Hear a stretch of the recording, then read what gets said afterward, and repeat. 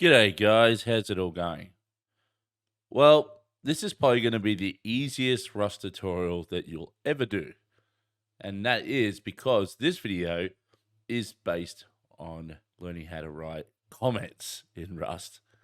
So I'm having a bit of a laugh about that because we're actually 11 videos in. And only now I thought to maybe mention this and not mention it sooner, but it is what it is, right? So to write a comment in Rust, and this will take like 2 seconds.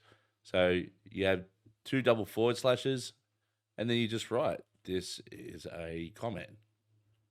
All right, spell it right. That's one thing that's held me up there. Yeah, so that's how you write a comment, right? If you want to write multiple line comments, you do the same thing underneath. This is another line of a comment, right? And then lastly, believe it or not, you can put a comment at the end of a statement, which we haven't gotten the statements yet, but this print line's a statement.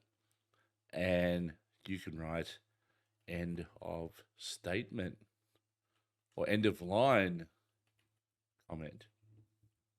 Cool. And that's it. That is pretty much how you write comments in Rust. So thank you for watching, and I'll see you all next time.